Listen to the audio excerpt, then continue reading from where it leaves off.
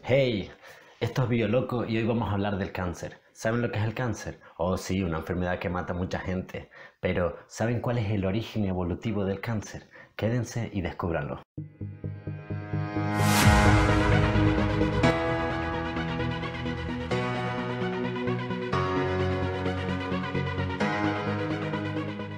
Tristemente, el cáncer se ha convertido en una enfermedad muy popular.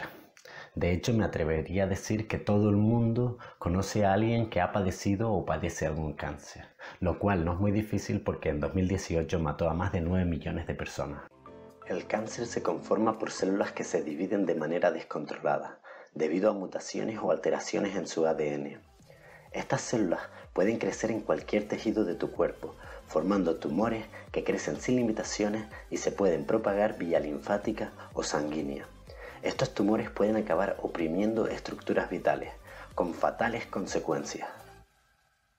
Pero desde un punto de vista biológico o evolutivo, ¿qué sentido tiene el cáncer? Como hemos dicho, el cáncer es un crecimiento descontrolado, como si fuese una infección. Una infección viral o bacteriana tiene un sentido, replicar su ADN y reproducirse, pero que células de tu propio cuerpo se dividan, acabando con tu propia vida y con ellas mismas, ¿qué sentido tiene? Para profundizar en este tema, me gustaría remontarme al origen de la vida. Bueno, al origen de la vida no, porque nadie lo conoce. Habría que remontarse hasta hace casi 3.800 millones de años, que es en el momento en que existe la certeza más antigua de vida en la Tierra. Por aquel entonces los seres vivos eran unicelulares y el sentido de la vida era nutrirse, replicar su ADN y follar.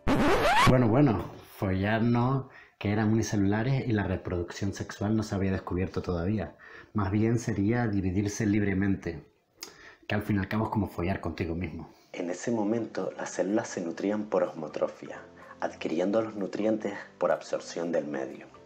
Esto se mantuvo durante miles de millones de años, hasta que en un momento dado de estrés evolutivo se desarrolló un nuevo mecanismo de nutrición, la fagotrofia, lo que implica que una célula se pueda alimentar de otra, propiciando así una considerable ventaja evolutiva.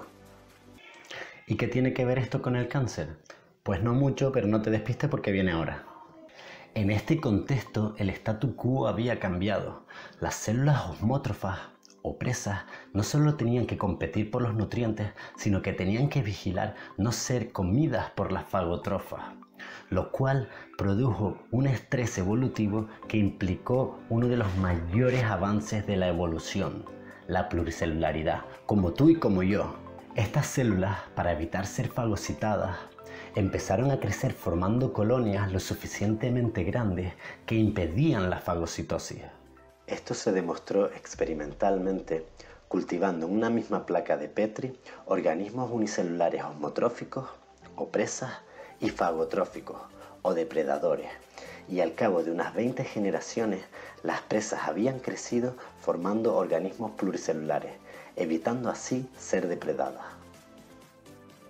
Este fenómeno cambiaba el paradigma vital hasta el momento.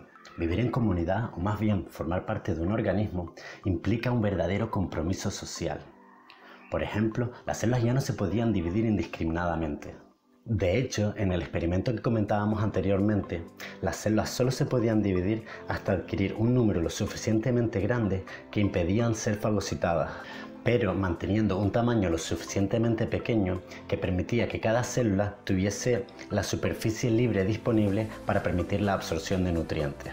Si hubiesen demasiadas células, no podrían absorber los nutrientes y acabarían muriendo. A medida que los organismos evolucionaban y se hacían más complejos, las células se iban especializando cada vez más y el compromiso social que se adquiría era cada vez mayor, hasta el punto que las células se volvían totalmente interdependientes. Por ejemplo, unas células transportaban oxígeno y nutrientes, otras transmitían la información y otras protección o inmunidad. Para mantener este equilibrio, uno de los factores más importantes es el control de la división celular. El complejo enzimático encargado de la replicación del ADN en la división celular con frecuencia comete errores, produciendo mutaciones en las células hijas. Estas mutaciones también pueden ser ocasionadas por factores ambientales, como la exposición a rayos ultravioleta, Para impedir que estas mutaciones disturben al individuo, los organismos presentan mecanismos de autocorrección del ADN que permite identificar errores y repararlos. En caso de que los errores no sean reparables, se induce la muerte celular programada o apoptosis, implicando que las células mutadas mueran para el beneficio colectivo, evitando así la transmisión de mutaciones en las sucesivas divisiones celulares. Pero ¿y qué pasaría si estas células rompen el compromiso social y se niegan a morir por el resto? Simplemente deciden seguir viviendo. ¿Vas viendo la relación con el cáncer? Teniendo en cuenta que la vida tal y como la conocemos ha sido unicelular durante más de 3.000 millones de años y solo ha sido pluricelular durante los últimos 650 millones de años, puede que existan ciertos factores ambientales o naturales que hagan que estas células vuelvan a un estado más primitivo de unicelularidad. Podríamos decir que el cáncer es un proceso evolutivo natural por el cual las células no aceptan la neocondición de pluricelularidad y que son capaces de escapar de los mecanismos de control, ya sea autocorrección génica o apoptosis, para nutrirse, replicar su ADN y follar en un estado de libertad unicelular. Bueno, follar consigo mismo, claro. ¡Puf! Se me va la bola, se me va la bola. ¿Y esto todo tiene algún sentido evolutivo?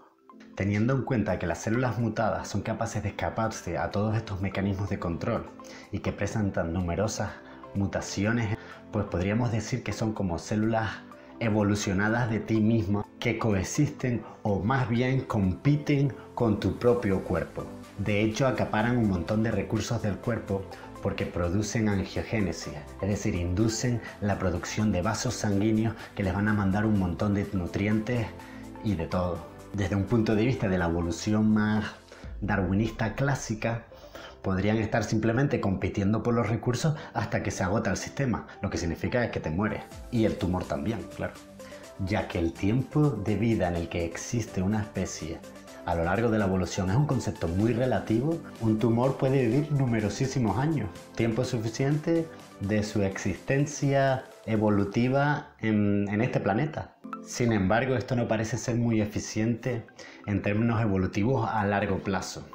El ADN es como la constitución de un estado. Uno no puede romperla, independizarte y hacer lo que te salga de los cojones. Y esta constitución se reescribiría cada vez que nace un nuevo individuo. Se combinan ADN y se crea una nueva constitución. Ah, claro. Y esta vez por fin follando de verdad, coño. Do you just curse? No, I didn't. Yeah, you did. My friends heard you. Okay, I did. I'm not gonna do it anymore. Alright. Okay. Los estados, para evitar que les salgan tumores, podrían reescribir la constitución llegando a acuerdos y creando un nuevo estado. Sin embargo, esto biológicamente no es así. Cuando un cáncer aparece, capitaliza todos los recursos para beneficiar su propia existencia sin importarle las repercusiones, funcionando así de manera individualista y sin importarle el colectivo. ¿A qué me suena esto? Una minoría capitalizando todos los recursos sin importarle las repercusiones ni a medio ni a largo plazo y que en última instancia puede acabar con todo el medio y consigo mismo. No caigo, no sé. No. Bueno, muchas gracias por verme y no se crean absolutamente nada de lo que les he dicho. Verifíquenlo, refútenlo o no hagan absolutamente nada. Muchas gracias.